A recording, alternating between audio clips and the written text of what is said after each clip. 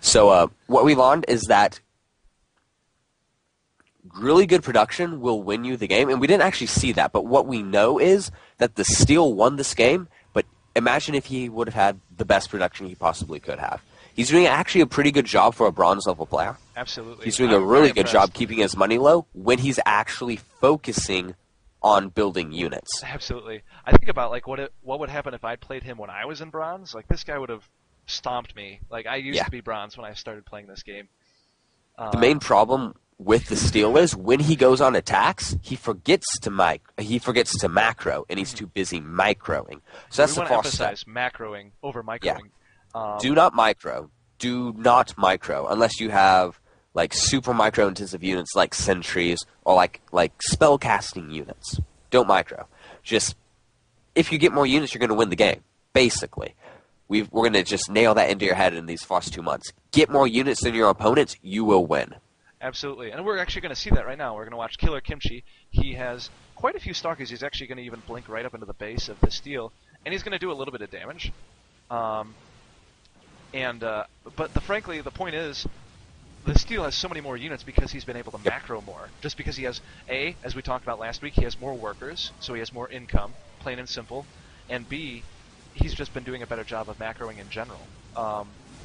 And I mean, literally look at the difference. I mean, the armies in like size on the map looked relatively The same, the same, relatively, relatively the same, but just the sheer amount of difference because there were more. And granted, Marauders do really hard counter to stalkers. stalkers, Yeah, counters are something else to talk about. But even so, like that difference in play or difference in outcome, like we look at the units lost. I mean, that's huge. That's just tremendous amounts of Mhm. difference in damage. Yeah. And we Um, see at the end of the game, the Steel, his money's going absolutely out of control. That's because he has his second base. mhm. And that's really, really difficult to keep your macro up. In this situation, if you have $2,000, is that a slush fund? Yes, the It's a slush classifications. All fund. right, what the classifications? People are wondering about what the secret mistress fund and all that stuff. If you have 1,000 minerals, I classify it as what's called a trust fund. If it's 2,000 minerals or above, it's called a slush fund. If you have 3,000 or more, it's a secret mistress fund. We don't know why you're keeping it because the only thing you're doing then is to hide it at the end of the game when you GG. So yeah, definitely, definitely spend your money because you really don't want that secret mistress coming back to haunt you later in the game when you lose because you just didn't spend your money. Um, they do Definitely. show up. They make cameos. So that is the end of that game. So we're gonna pop into our next game. And Um, also, something to note, if you guys actually have questions about it, we'll be answering questions all the way through the stream. Actually, yes. go online to Battle.net if you can, Yeah, if you and want to go go to on the Battle.net, channel. yeah, go to the channel Septil. You Yeah, can literally just go to that. If you have questions, we'll literally answer them while we're in game. There will be a chat. Um, we'll be in the channel so you can chat with us. And, ooh, shoot. I actually need to get into the channel. I'm not in the channel, am I? no, you're not. Sad Panda. Alrighty. We have our next game, though. And let's see, we've got... What was our next game we said we were going to play? Someone on Shakaris. Yeah, alrighty. Um, I'm actually not in it yet, so and let me get in there. Kino 4, what's wrong with the Secret Mistress? Nothing's really inherently wrong with it. It's just that if... In the sense that when... when you're playing a game, there's no reason to have 3,000 minerals, and in real life... It's StarCraft. You It's don't have a StarCraft. secret mistress in You StarCraft. really don't. I hope you. If you have a secret mistress, like, who is it? Like, if you have Kerrigan, it's gonna be that's Bad anyway, news. bad news, Panda for you. Did you get infested? But all right, alrighty. But the steel, you did have one question. When is a good time to expand?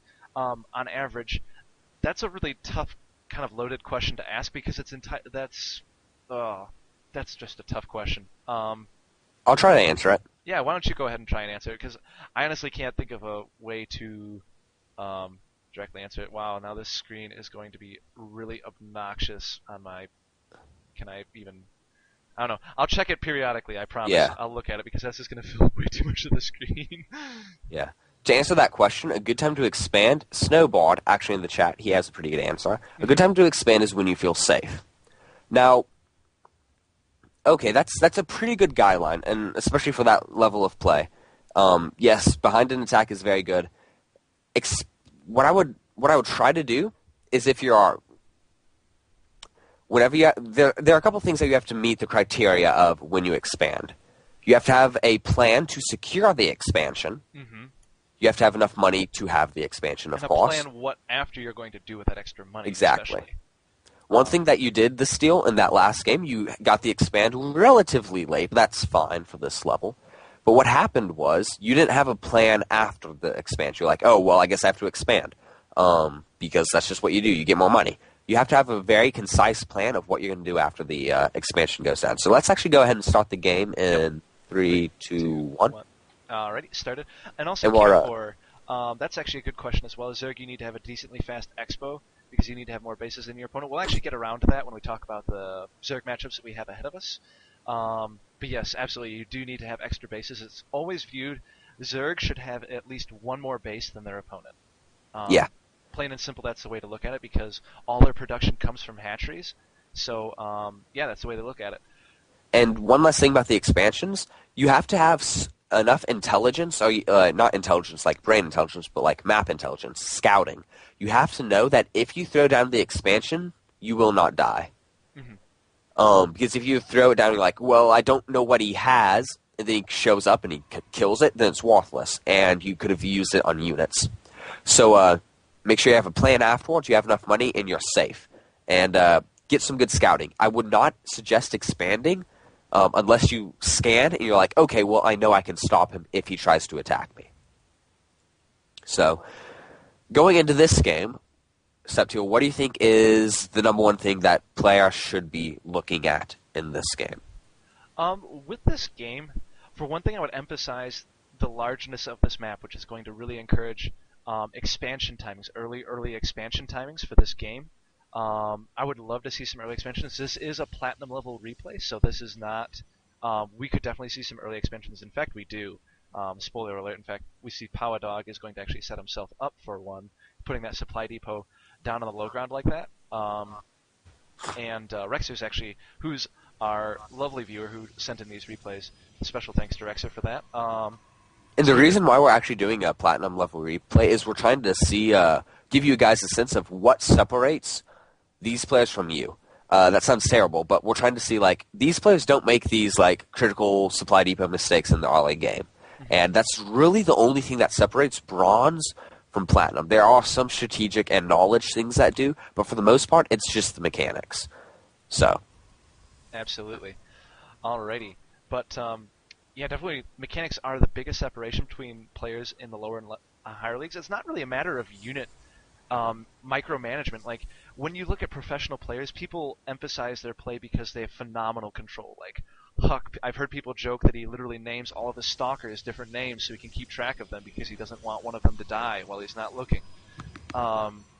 People have this amazing control, but we're not really worried about that because at this point in the game, all you need to do is just have more units than your opponent, and generally speaking, better upgrades. Yeah, upgrades will probably. I was planning on having us talk about upgrades in either next week or the week after that, depending on how far we got today. But one note on the professional players: the reason why the micro is so acclaimed and so highly recognized, one, because it's cool to watch. Yeah, we got that. But also because it's the only thing that separates those players, really. And in many cases, when you're playing a PvP and you both go for a 4-gate, it comes down to micro. Even if you're going into a really long game, you have a good reaction. You know what units to get. It's not like, well, I didn't know how to beat this composition. It was more of, I missed some of my timings in the game, and I didn't have as good micro or engagements as your opponent. You're never going to lose a game between bronze and platinum level, or even diamond level, because your opponent had better micro than you. You're going to lose because he had a better overall game strategy. Mm-hmm. So, also, Powadog, on the topic of expansions, I like this expansion. I like this. This is a good, like, you think, well, you have to be safe. He did that. He knew he got the proper information. He saw that his opponent wasn't, like, 4-gating him or proxy gating him. So he has a plan of what he's going to do. This is something that lower level players can really pick up on. He's like, okay, well, it doesn't look that safe. It's such a fast expansion. Well, it actually is quite safe because he has a plan backing it up, and the plan's. I'm assuming the plan's going to be really solid and really to the point, because otherwise, why would he be doing something so risky? Because usually, the earlier the expansion, the more risky it is. But it's obvious that he has a backup plan, and he knows that he can hold off any aggression. Absolutely. Also, just to answer a couple of questions in the chat, what's up, 261? Micro does make a difference. Like, you can lose at the diamond level. It is important, but macro behind it is far more important overall than micro up to a point. Now, there do become differences between that once you get later on. Yeah. I would say the diamond level micro does start making a tremendous difference, and even in the platinum level. But up to that point, I think that mostly if you can macro better than your opponent, you're in a good place. Yeah, I'll bite the bullet. That's probably true. I just I really want to emphasize the we really just want to emphasize the tremendous importance of macro. So sorry, we made it sound like micro is not at all important. It is important, but in concerns of where it is going to get you from bronze up to masters, the first and foremost thing you need to learn is how to macro. If you can macro better than your opponent, generally speaking, 9 times out of 10, I would say you can win. Yeah, and one thing to note, out of the 2 players that are macroing, Blue's doing a better job. And some players that might have, like, to the untrained eye, well, Power Dog, he has 2 bases already up. He must be doing a better job getting an economy. Yes, that's true. His economy is better. He has a ton of minerals at this point. Yeah, the production of Rexer is much more in sync with how much money he has. And I think that in the end, I think that's really going to make a tremendous difference in this game. If I recall, actually, Rexer, our viewer, is actually going to be able to win this game, which makes me smile. But with Power Dog, we're actually going to see a huge differential in supply, even though the fact that Power Dog has so much more income at this point because he has and 2 bases. He has 2 bases. Now, the second base has just popped up for Rexer, so, I mean, that does make a difference. But Rexer is ahead by, 17 supply at least right now? If I can do math? Yeah, 17 supply now, exactly. Despite the fact that he hasn't had a second base for as long as Power Dog.